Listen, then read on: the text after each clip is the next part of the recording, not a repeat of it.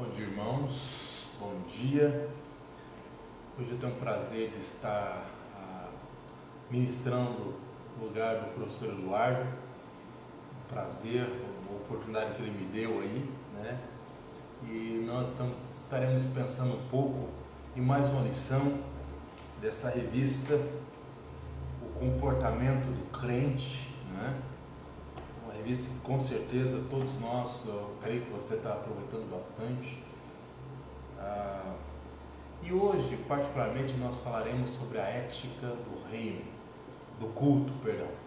E a ética do culto, quando nós falamos especificamente, estamos falando sobre as normas do culto. E essas normas, obviamente, são normas pré-estabelecidas por Deus em sua palavra.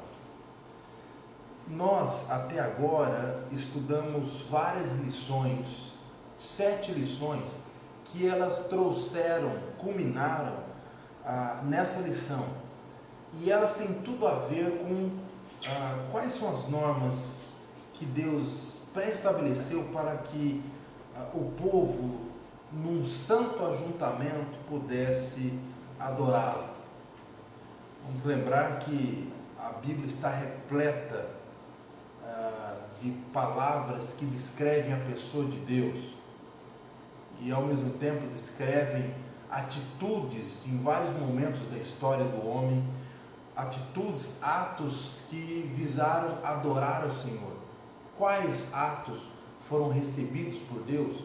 Quais cultos não foram recebidos por Deus? Todas essas celebrações foram celebradas diante de Deus, mas existe uma norma pré-estabelecida, uma ética pré-estabelecida por Deus para o culto dado a Ele, oferecido a Ele. Nós vimos nessa lição, primeiramente, em que o próprio Senhor Jesus, ao responder à mulher samaritana, em Mateus capítulo 4, verso 24, quando aquela mulher, no verso 23, ela disse: Senhor, onde nós devemos adorar? Os judeus dizem que é em Jerusalém. Os nossos pais disseram que é nesse monte. E aí Cristo diz: nem nesse monte, nem em Jerusalém, mas o verdadeiro adorador adorará a Deus em espírito e em verdade, porque é este que o Pai procura para seus adoradores. Então, pautado nessa palavra do Senhor, nós iniciamos o nosso estudo sobre a ética do culto. A primeira coisa que a revista vem trazer para nós é que o culto ele foi criado publicamente para celebrar a Deus. O culto é uma celebração ao Senhor.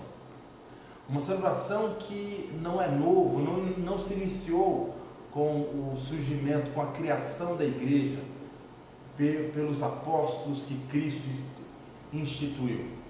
A adoração a Deus existe desde que o mundo é mundo. Os primeiros adoradores descritos nas Escrituras são os 2 irmãos, Caim e Abel, e de lá para cá nós podemos avaliar qual o tipo de adoração que é aceita por Deus, qual é a norma da adoração, do culto ao Senhor. Nós vimos claramente naquele momento que isso que o Senhor Jesus disse aqui é uma verdade eterna. O Senhor Deus, Ele procura os verdadeiros adoradores que o adoram em espírito e em verdade.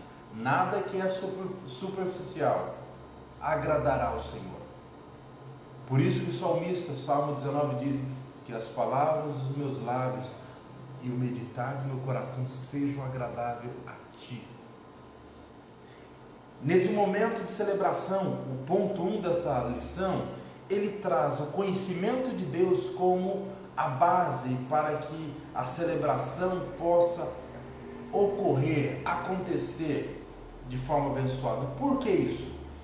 Porque as Escrituras, elas vêm afirmar que o nosso Deus é um Deus que Ele sabe todas as coisas. Por quê? Porque é o Deus que nos criou. Você verifica no Salmo 101, quando você lê o verso 3, ele diz: sabei que o Senhor é Deus, foi Ele quem nos fez e somos dele, somos povo seu, ovelhas do seu pasto. Ou seja, por que nós temos que adorar a Deus com conhecimento? Porque Ele é Deus. A palavra Deus tem que nos dizer muito, porque Deus traz a ideia de um ser que pode todas as coisas, que sabe todas as coisas. Nós sabemos pelas Escrituras Sagradas que muitos daqueles que, aliás, alguns daqueles que foram adorar a Deus, não lograram êxito, não foram felizes, porque adoraram a Deus sem conhecimento. O que eu quero dizer? Quando alguém se aproxima de Deus para render louvor a Ele, deve saber quem é Ele, quem é Deus, o que Deus gosta, o que Deus não gosta, o que Deus sabe.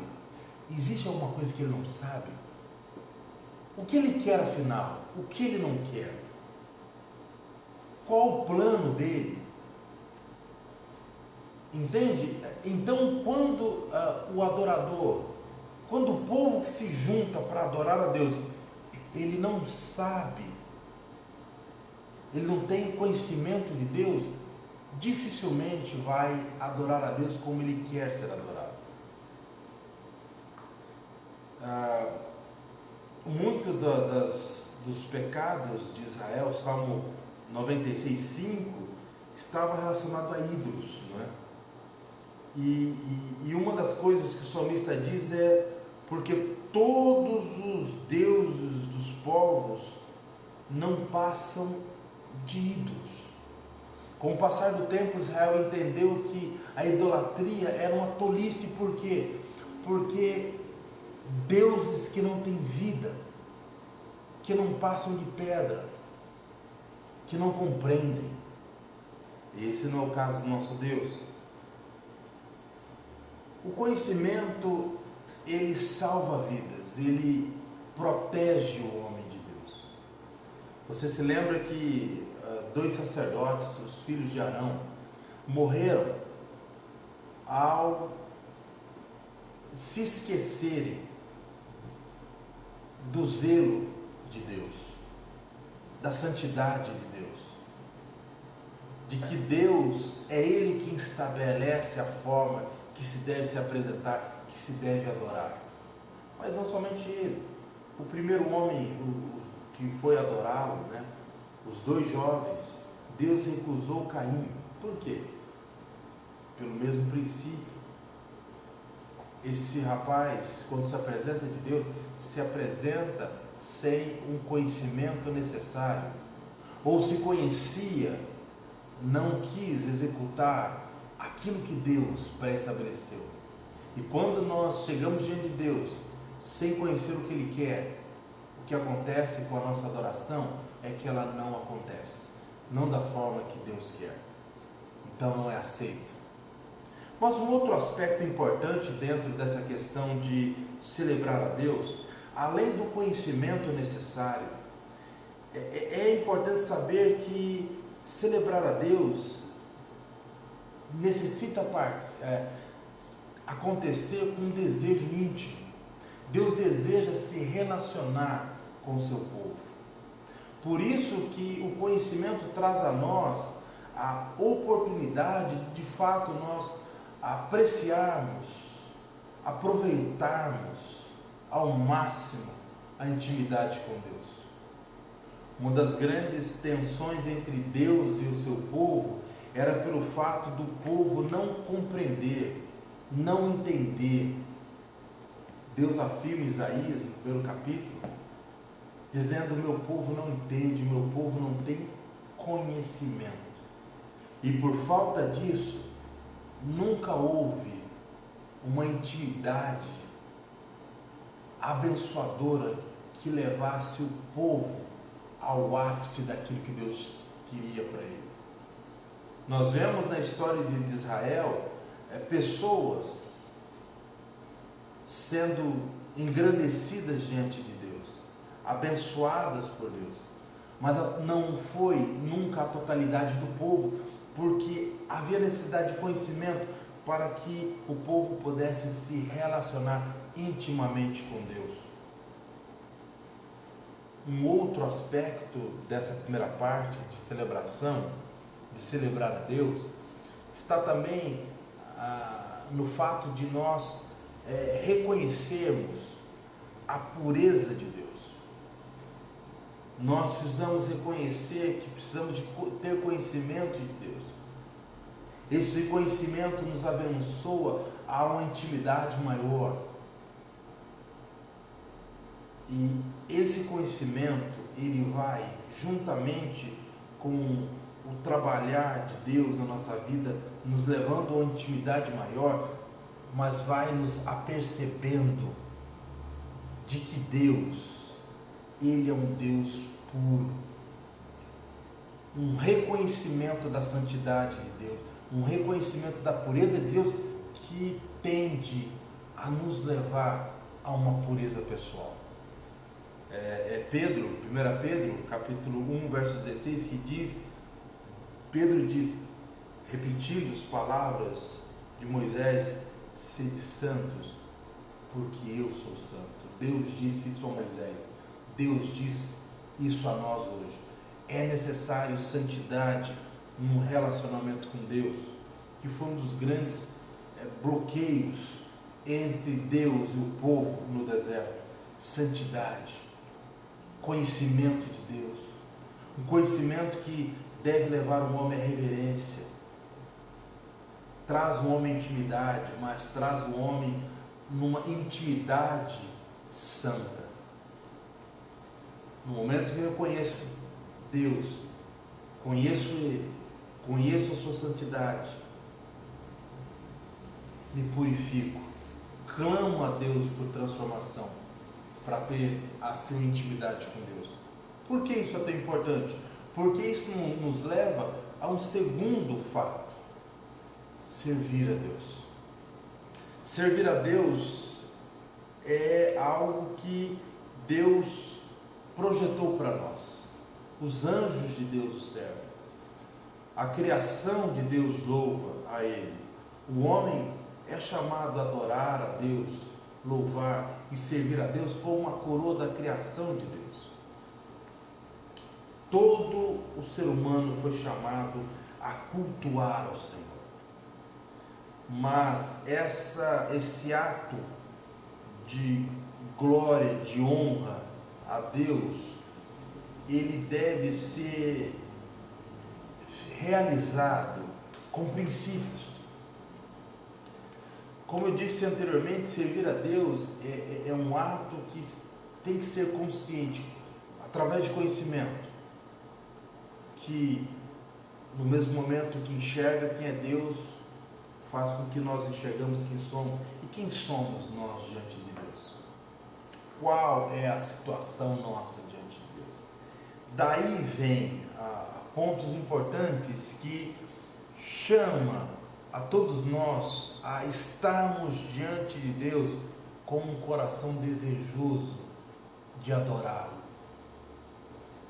de se sacrificar a nossa vida em prol a tudo aquilo que Deus gosta. Aquilo que Deus ama é aquilo que eu quero amar. Aquilo que Deus quer é aquilo que eu quero querer. Muitas vezes o que ocorre no serviço do Senhor está desassociado com aquilo que de fato o Senhor quer para nós. A adoração a Deus deve estar ligada ao serviço que Deus quer que nós façamos, nós vivemos.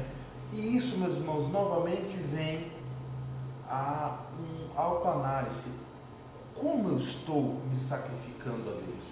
Os atos, as expressões de louvor que eu estou dando a Deus, é de fato um serviço que vem de todo o meu coração? Um exemplo muito simples é, quando eu vou fazer algum trabalho na igreja, quando sou chamado a uma tarefa a ser executada na igreja, e acontece de aqueles que deveriam vir, não vieram, qual é a minha atuação espiritual? Como eu me sinto?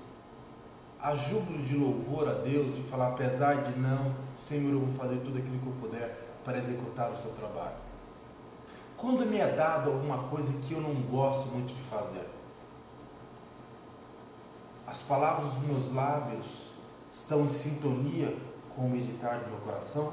Meu irmão, amém, amém, tudo bem. Nossa, que droga, eu odeio fazer isso. Da próxima vez não vem. Atos de sacrifício no culto ao Senhor, no trabalho ao Senhor, eles devem ser atos também de reverência ao Senhor.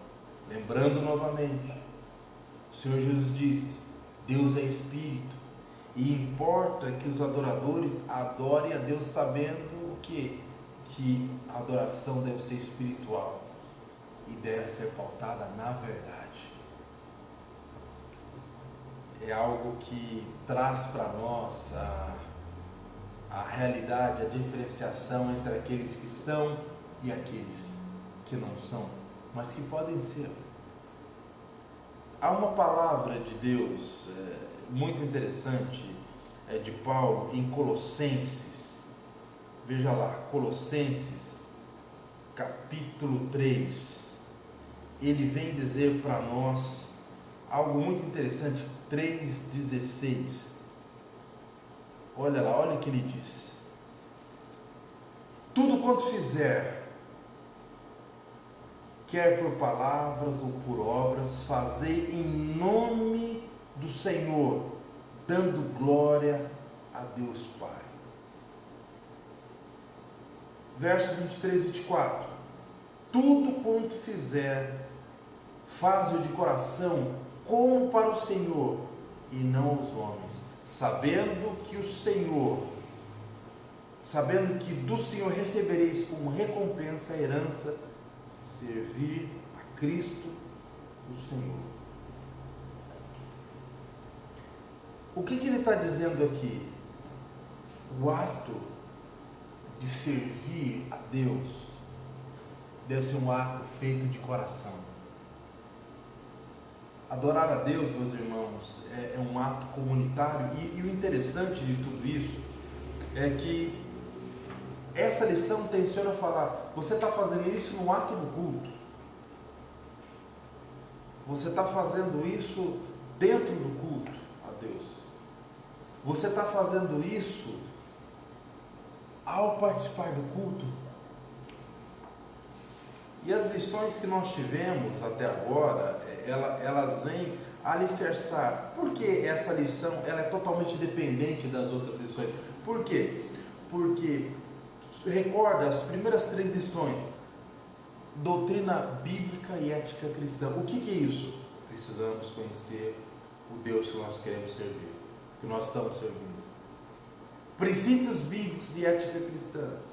Percebe? A doutrina olha para as Escrituras e nas Escrituras percebe quais são as normas que a Bíblia diz que eu devo viver como cristão. Eu olho para as Escrituras, lição número 2, princípios bíblicos que devem nortear o meu estilo de vida cristão. Ética cristã, ou normas que vão reger o comportamento meu como cristão. A lição 4 e 5 vem dizer o amor dentro da igreja.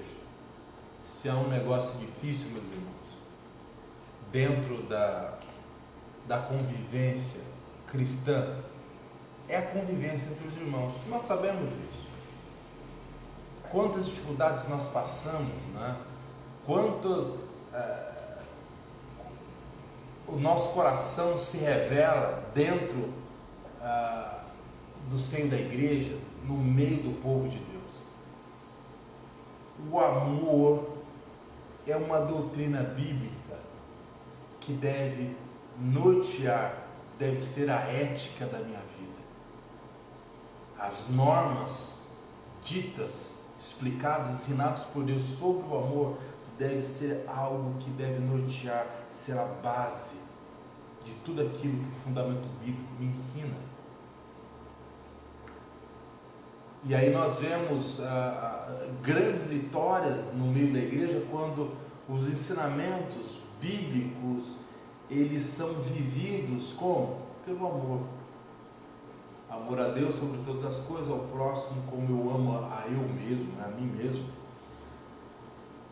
E aí a lição número 5, ela vai falar a mesma coisa.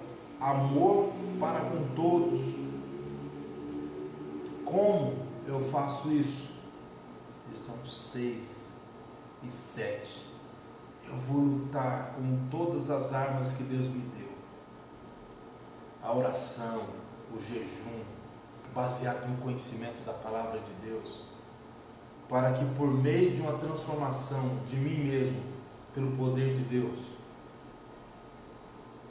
quando eu vou sendo santificado pela palavra, o amor, a ordem para que eu ame o meu Deus e Salvador e ao meu irmão, o meu semelhante, acontece.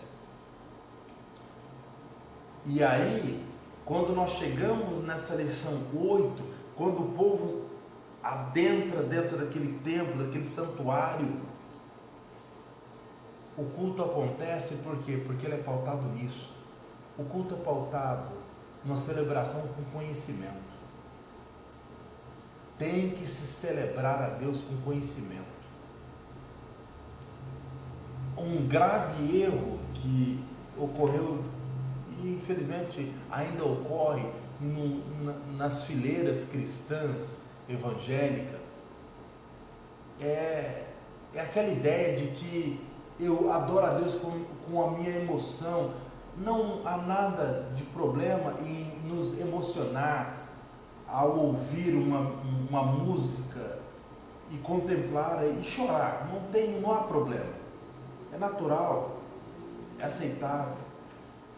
Mas não é aceitável adorar a Deus somente pela emoção e não usarmos a compreensão, a contemplação, a meditação na palavra. O que a palavra de Deus está dizendo sobre isso que eu estou falando, que eu estou pensando, que eu estou fazendo? É preciso. Eu devo adorar a Deus com as minhas emoções, mas também com a minha mente, com o meu bom senso, com a minha contemplação. Por último, e que poderia ser o primeiro, é entrar na presença de Deus. Obviamente, meus irmãos, você está no culto, você está na presença de Deus.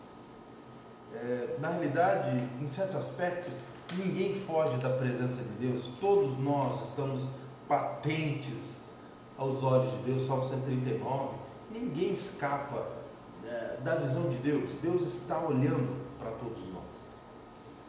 Mas o salmista, as escrituras em si, ela vem dizer que nós devemos, ao adentrar a presença de Deus por meio de uma contemplação, de um louvor, nós devemos ter alguns cuidados que nós já dissemos antes. Por exemplo, saiba que Deus é santo. Ele é santo. E é necessário que a santidade seja uma pauta na minha vida para agradar aquele a quem eu tenciono, eu quero adorar. Lembra Hebreus, que eu já disse, Hebreus capítulo 10, verso 22 a 25, ele vai dizer: você deve se aproximar de Deus com um coração sincero. em plena certeza de fé, tendo o coração purificado. Entrar na presença de Deus, meus irmãos, é um privilégio, mas é um privilégio que traz algumas advertências. É necessário nós sabermos o grande Deus que nós servimos, quem Ele é, quais são as suas credenciais, o que esse Deus Ele afirma de si, o que os povos do passado, descritos nas Escrituras, falaram desse Deus, desse nosso Deus, para que então você e eu, nós possamos render glória, honra a Ele, mas com entendimento.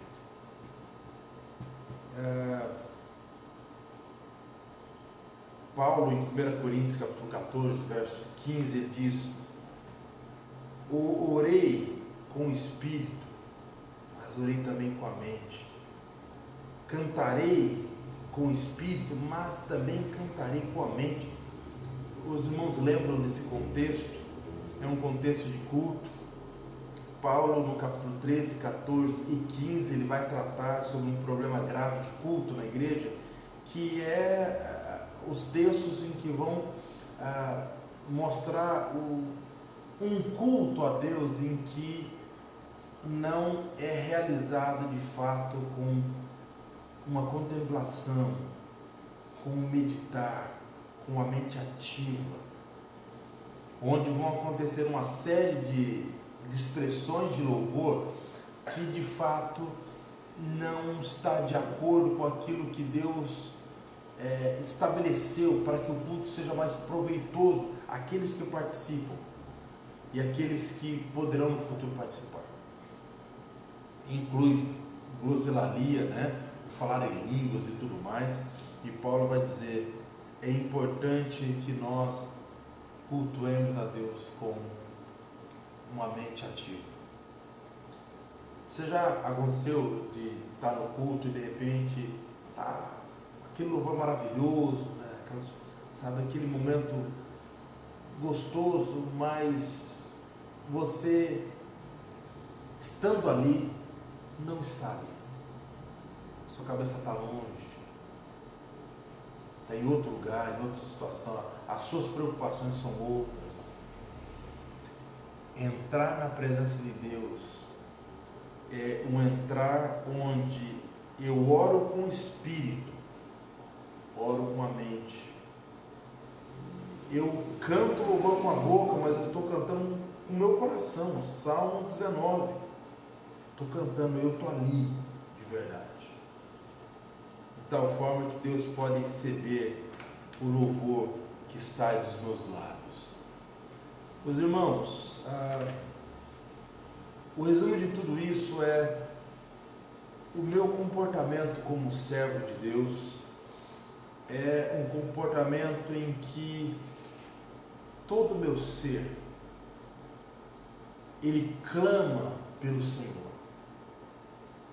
de tal forma que tudo aquilo que eu puder saber do Senhor, tudo aquilo que eu posso viver no Senhor, tudo aquilo que eu posso expressar e testemunhar sobre o meu Senhor, eu farei. Eu serei, em nome de Deus, para a glória de Deus, um louvor ambulante, um proclamador, uma proclamadora do reino. Alguém que ama de fato e procura amar a Deus todo dia, todo momento, toda hora. E as pessoas, os meus irmãos, estando à minha volta, sentirão isso. Poderão sentir, ao mesmo tempo que eu vou sentir desses irmãos, a mesma presença gloriosa de Deus. Meus irmãos, continue sendo uma bênção diante de Deus, até aquele grande dia em que nós o glorificaremos em espírito e em verdade, já naquele momento, glorificados em Cristo Jesus. Amém? Que Deus abençoe os irmãos e tenha um domingo abençoado.